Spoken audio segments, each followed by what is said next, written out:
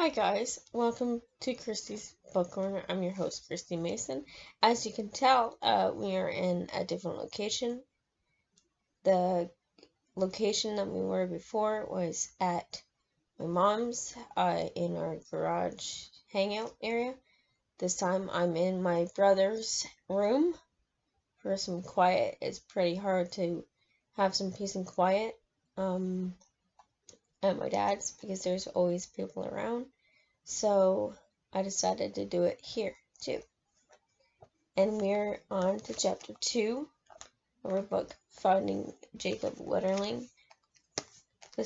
Actually, I forgot to mention the author's name. It's Robert M. Dudley. And this chapter is called The Call. Alright, let's go ahead and start reading. Chapter 2, The Call. The boys went to the store for a video game. Jacob didn't come home. He was taken by a masked gunman. Merlin Jerzak, Wetterling neighbor. That's who's called it in. The following is taken from a transcript of an 8-minute 911 call made by Merlin Jerzak from the Wetterling home. 911, what's your emergency? That's usually what they call. That's usually what they say. This is Merlin Jerzak from in St. Joe, right in the township. I'm right next door to my neighbor's house. At my neighbor's house, the Jerry Wetterling family. Wetterling family. That name is so hard sometimes to say.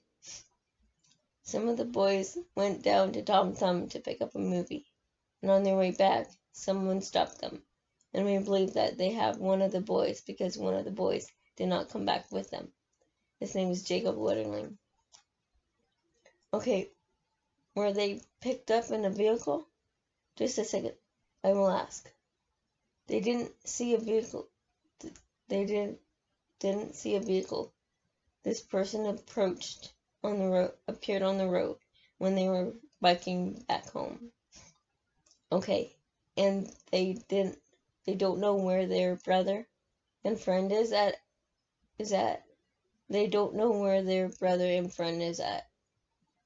Okay, so we are missing 2 people. Just one. Just one. Oh, one. Okay. Did they see the individual at all? Yes, they did. He had a mask on. Right. The other dispatch right now is dispatching a squad to where you are right now. Okay. In the meantime, I just wanted to get as much information as I can. How old is the individual that has not returned? 11. Okay, Jacob. Jacob, right? Yes, Jacob Wetterling. Okay, what was Jacob last seen wearing? He was wearing a red hockey jacket that had police department on it, and it has his name on it. Police department writing on the back in white letters. Where was the last time they seen Jacob? Where were they about? It was right at the urban sheriff's house. Okay, give me an idea where that is. Do you know where Dr. Collins' office is? Yes, it's about approximately a quarter of a mile up south from the clinic. Hang on a second, okay? Was Jacob riding a bike? Yeah, he was riding his 10-speed bike. Where are the boys at this time? Can you give me information on this guy with the mask? I want color, anything those kids can remember. I think that my best bet is to let Trevor get on the phone. He can describe to you what he saw. We have him pretty well calmed down here. Okay, hello, Trevor? Yeah? You were talking to the sheriff's office, okay? I want you to give me anything you can recall about this male party that approached you guys, okay?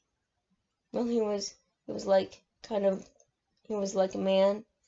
He was kind of like, he was large, sort of. Okay, he had like, kind of like these nylon things as a mask. Do you know what color it was? Black, a black mask. Do you know what color jacket he had on? I think it was black too. Okay, did you notice any jeans or anything? Yeah, just a second. Trevor, do you know what happened to your friend's bicycle? No, we don't know.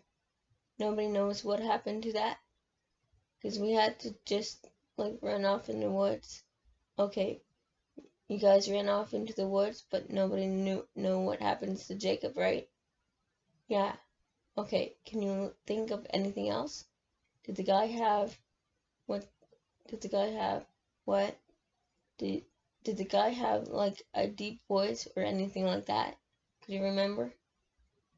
It sounded like he had a cold.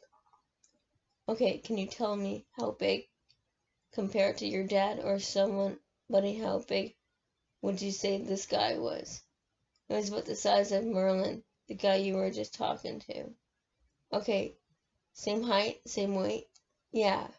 Okay, do you remember? And he had on a black mask and a black jacket. Do you know if the jacket was leather or nylon? Did it have anything written on it?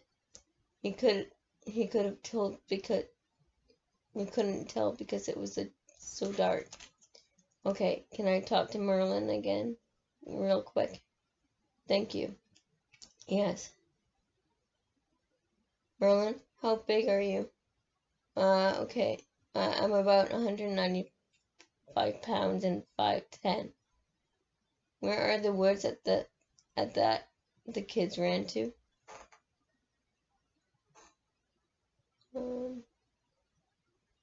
There's no ending bracket. Okay. Okay.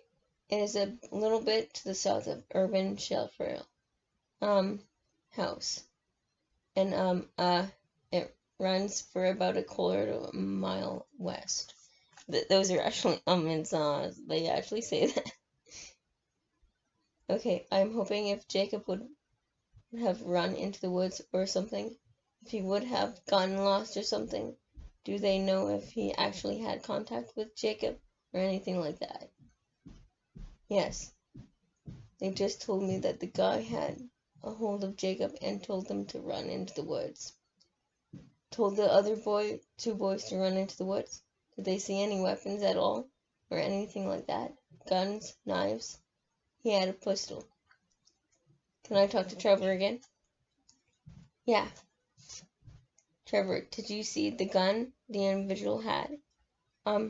We couldn't really see it, but we sort of. Okay, did he threaten you? Okay, do you guys see squad cars outside the residence? What? There should be a squad. Can I talk to Marlon again? Yeah, I think the squad is at my house. Is it far? Okay, can you guys open the door and yell out to them? Yeah. Okay, I will tell them to go. Are you north, or which direction are you from where the spot is? I'm south. Hold on, Marlon. I got Officer Belcher in the house. Okay. He is going to finish off the call from the end now.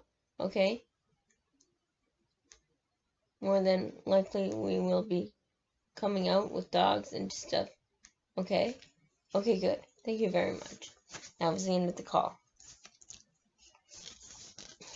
Officer Belcher entered the Wetterling home and started walking to Trevor and Aaron.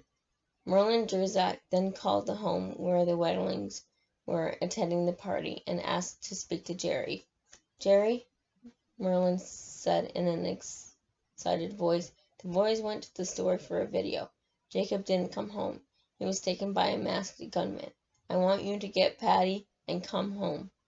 Jerry hung up the phone and hurried back to Patty. We gotta go, Jerry told Patty. What's the matter? Are the boys not home yet? Patty asked, confused by Jerry's tone. Jake's not, Jerry answered. What? Patty asked as Jerry hustled her outside. They left the party without saying goodbye to their host. Patty was bewildered and scared. On their way to the car, Jerry told Patty what Merlin had told him and what happened to Jacob. The drive home only lasted about 25 minutes, but the hands on the clock probably seemed like an eternity to the Wetterlings. Patty proud Jerry to drive faster, but Jerry's objected saying he didn't want to risk being pulled over for speeding. Patty reasoned that being pulled over would get them a police escort home. As the Wetterlings turned onto 91st Avenue, they came across a St. Joseph police officer waiting in the squad car by Dr. Cotton's office. He escorted the Wetterlings home from there. A sheriff's deputy was parked in their driveway when they arrived. Once inside, they saw Trevor and Aaron, who looked as though they were in shock. Sterns County Sheriff Charlie Gaft had been sitting at home watching television when he heard the squad cars screaming by his house, heading west toward St. Joseph, sirens blaring loud through the crisp night. He called the office a few minutes later to find out what was happening. The dispatch in front informed him that a masked gunman had abducted an 11-year-old St. Joseph boy. Kraft hurried to his car and drove the 3 miles to St. Joseph. Suddenly, briefly at the abduction site, before proceeding to the Wetterling home at the end of the road, he arrived at the house just minutes after Jerry and Patty. When I looked at the bikes laying in the ditch and Scooter, the way they were laying there kind of struck a chord in me, Graft later said. Graft's initial instinct had been that the boys or someone had played a prank. However, once inside the Wetterling home, he saw Aaron Larson and Trevor Wetterling and knew he had a serious situation on his hands. Graft had difficulty finding the right words when he addressed Jerry and Patty. Jacob had just been abducted, and although a thought at this point, Graft knew were very few of the details involved. He knew enough to realize that the task before him and his deputies was going to be a challenge. He felt very uncomfortable with the situation at hand and just wanted to get out of the house. Sheriff Graft knew this was going to be a big case. He always knew this would be seen as something that couldn't happen in a small town like St. Joseph, a peaceful community, strong, rooted in family and religion. Above all, knew he would need help. So began life after October 22nd, 1989, for the Wetterling family and for the small central Minnesota town of St. Joseph. Whew, there is a long chapter coming up. I will let you know when that is. And that's it for chapter 2. Told you it was going to be a very graphic novel. So prepare for chapters to come.